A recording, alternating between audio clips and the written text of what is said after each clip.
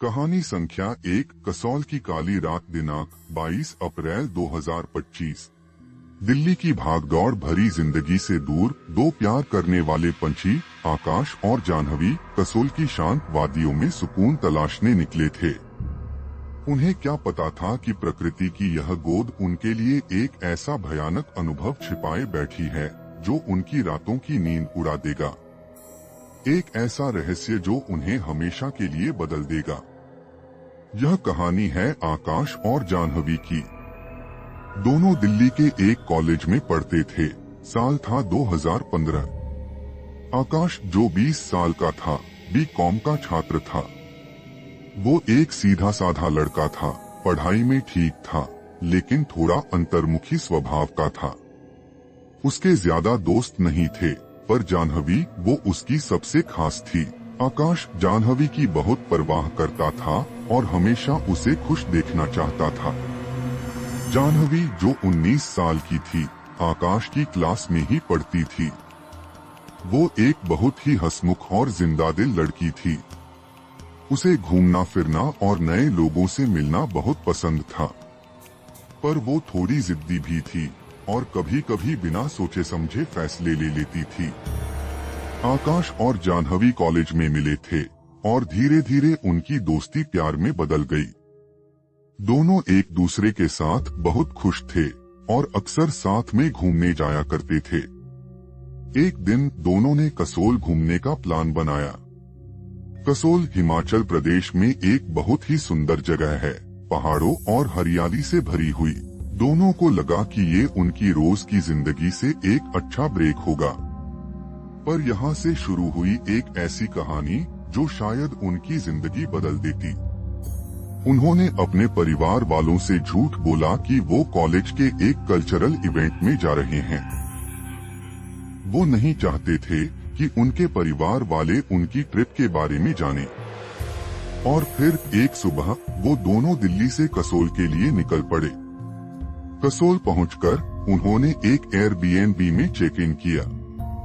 वो घर एक गांव में था, दिखने में बहुत सुंदर था, पर उसमें एक अजीब सी शांति थी।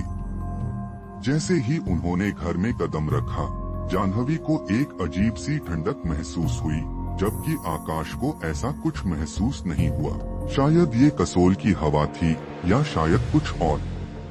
पहला दिन घर में थोड़ा आराम करने के बाद आकाश और जाह्नवी कसौल घूमने निकले। उन्होंने सुंदर नजारे देखे, तस्वीरें खींची और बहुत मजा किया। पर जैसे जैसे दिन ढलने लगा, जाह्नवी को वो ठंडक फिर से महसूस होने लगी। और रात में जब वो घर वापस आए तो उन्हें ऊपर के कमरे से धीमी आवाजें सुनाई दी, जैसे कोई कुछ घसीट रहा हो। आकाश ने कहा कि शायद ये हवा की आवाज होगी, पर जाह्नवी को वो आवाज बहुत अजीब लगी। उसे लग रहा था जैसे उस घर में कुछ है, कुछ ऐसा जो दिख नहीं रहा पर महसूस हो रहा है। उस रात दोनों को ठीक से नींद नहीं आई। वो आवाजें, वो ठंडक और वो अजीब सा एहसास, सब कुछ बहुत डरावना था। दूसरे दिन सुबह आकाश और जाह्नवी ने फैसला किया कि वो कसौल के और आसपास घूमेंगे। वो पार्वती घाटी गए और वहाँ के खूबसूरत नजारे देखकर दंग रह गए। पर जाह्नवी वो अब भी थोड़ी खोई हुई लग रही थी। वो गुमसुम रहने लगी थी और अक्सर कुछ सोचती रहती थी। आकाश ने उससे कई बार पूछा कि क्या हुआ है, पर उसने कोई ठीक से जवाब नहीं दिया। बस यही कहती रही कि उसे ठीक नहीं लग रहा। शाम को जब वो घर लौटे तो उन्हें उनके कमरे में कुछ अजीब चीजें दिखाई दी। कमरे की दीवार पर धूल में किसी ने अजीबोगरीब निशान बनाए हुए थे जो पहले वहाँ नहीं थे।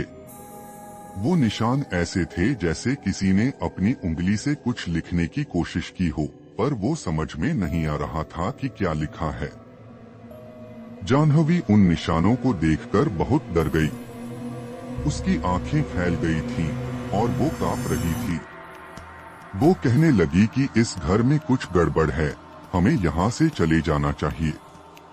आकाश ने उसे शांत करने की कोशिश की, पर उसके मन में भी डर बैठ गया था। वो निशान, वो ठंडक और जाह्नवी का बदला हुआ व्यवहार, ये सब मिलकर एक बहुत ही डरावनी कहानी बना रहे थे। रात में उस घर में जो हुआ वो और भी ज्यादा डरावना था। कमरे के दरवाजे अपने आप खुलने और बंद होने लगे। उन्हें किसी के फुसफुसाने की आवाजें सुनाई दी, जैसे कोई उनके आसपास ही खड़ा होकर कुछ बोल रहा हो, पर कमरे में कोई नहीं था।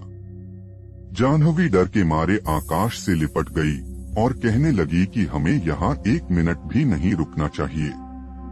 तभी कमरे की बत्ती अचानक बंद हो गई और एक तेज ठंडी हवा का झोंका कमरे से गुजरा। जाह्नवी चीख पड़ी और आकाश ने उसे कसकर पकड़ लिया। जब बत्ती वापस आई तो कमरे के एक कोने में उन्हें एक धुंधली सी परछाई दिखाई दी।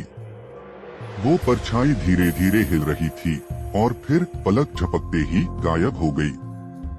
आकाश और जाह्नवी दोनों बहुत डरे हुए थे।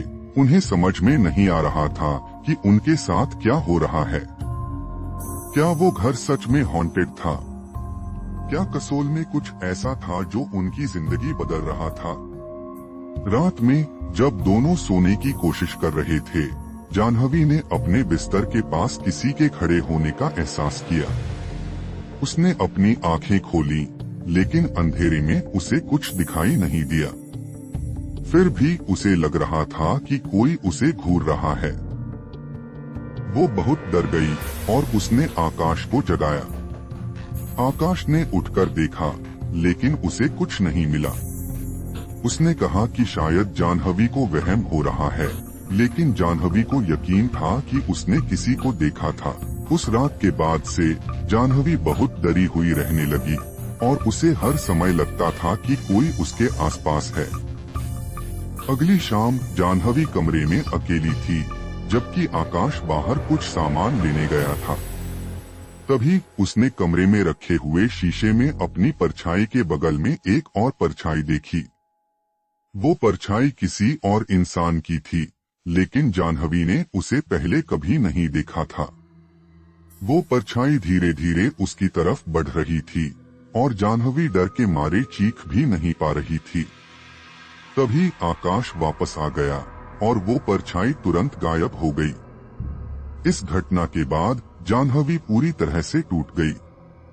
उसे लग रहा था कि कोई बुरी शक्ति उस घर में है और वो उसे नुकसान पहुंचाना चाहती है। तीसरे दिन आकाश और जाह्नवी ने फैसला किया कि वो कसोल के जंगल में थोड़ा घूमकर आएंगे। जाह्नवी अब भी डरी हुई थी, पर आकाश ने उसे दिलासा दिया कि दिन में कुछ नहीं होगा।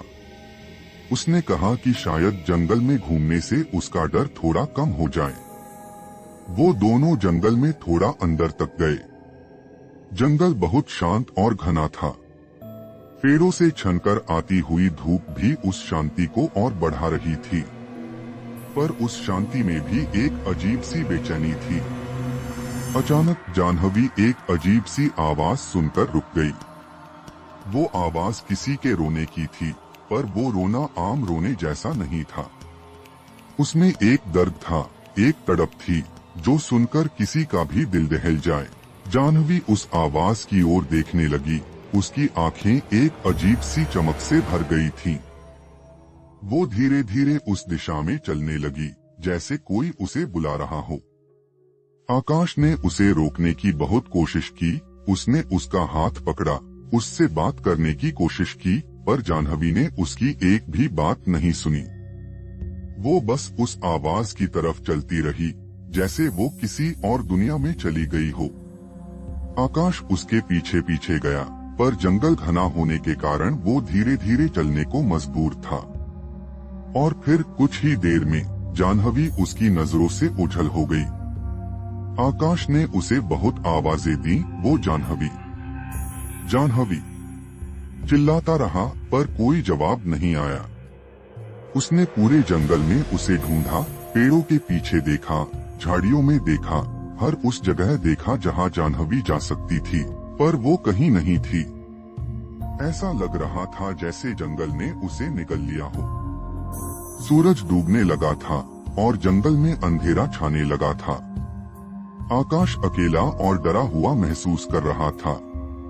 उसे समझ में नहीं आ रहा था कि जाह्नवी कहाँ चली गई। क्या जंगल में कोई खतरा था? क्या उस एयरबीएनबी घर में कुछ भयानक था जिसने जाह्नवी को बदल दिया? क्या वो रोने की आवाज किसी आत्मा की थी? आकाश रात भर जाह्नवी को जंगल में ढूंढता रहा, पर उसे कोई सुराग नहीं मिला। उसकी उम्मीद धीरे धीरे टूट रही थी। अगली सुबह जब सूरज की पहली किरण जंगल पर पड़ी, तो आकाश बुरी तरह से थक चुका था और पूरी तरह से निराश हो गया था। उसे समझ में नहीं आ रहा था कि अब वो क्या करे। पुलिस को बुलाए, अपने परिवार वालों को बताए, या फिर खुद ही जाह्नवी को ढूंढता रहे। और यहीं पर हमारी कहानी खत्म होती है। आकाश अकेला खड़ा है, जंगल के बीच में अपनी जाह्नवी के लिए तरस रहा है। पर जाह्नवी कहाँ है? क्या वो जंगल में खो गई? क्या उस एयरबीएनबी घर में कोई बुरी शक्ति थी जिसने उसे अपने वश में कर लिया? क्या वो रोने की आवाज उसे किसी और दुनिया में ले गई? क्या जाह्नवी ने जो परछाई देखी वो उसे बुला रही थी? क्या आकाश कभी जाह्नवी को वापस ढूंढ पाएगा?